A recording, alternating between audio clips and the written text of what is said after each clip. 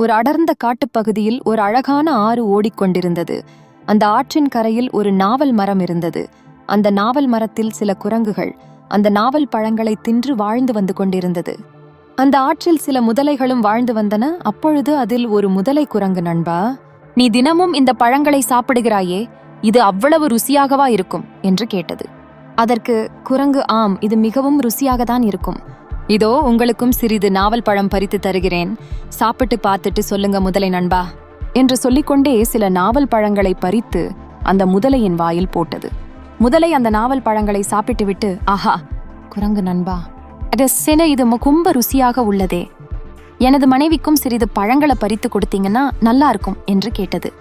அதற்கு குரங்கு இன்னும் சில பழங்களை பறித்து முதலை நண்பனிடம் கொடுத்து விட்டது. முதலை அந்த பழங்களை எடுத்துக்கொண்டு தன் மனைவியிடம் கொண்டு சென்று கொடுத்தது.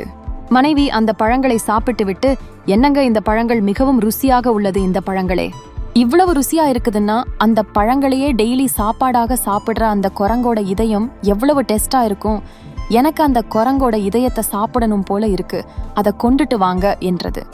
அதுக்கு கணவன் முதலை, ஓகே செல்லம், ட்ரை பண்ணி பார்க்கிறேன் என்று சொல்லிவிட்டு தன் குரங்கு நண்பரை பார்க்க சென்றது.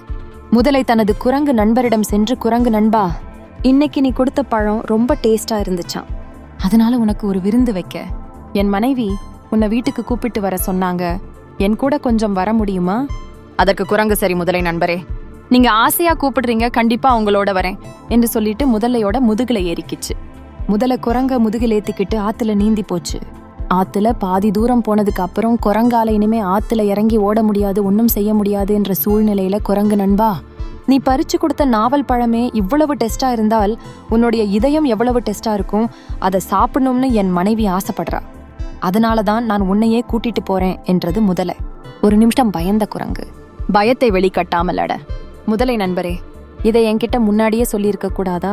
உங்களோட வர்றதுக்கு கொஞ்சம் முன்னாடிதான் என் இதயத்தை கழட்டி அந்த மரத்துல வச்சுட்டு வந்தேன். சரி பரவாயில்ல, திரும்புங்க, மரத்துல போய் அந்த இதயத்தை எடுத்துட்டு வந்துருவோம் என்று குரங்கு சொன்னது.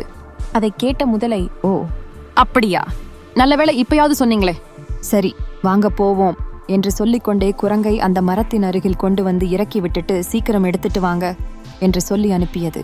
மரத்தில் வேகமாக ஏறிய குரங்கு மரத்தின் உச்சிக்கு சென்று, அடமுட்டாள் முதலையே, எவனாவது இதயத்தை கழட்டி மரத்துல தொங்க போட்டு வருவானா? போடா முட்டா பயலே என்று சொல்லிக்கொண்டே சிரித்தது. நீதி, கூடா நட்பு கேடாய்தான் அமையும்.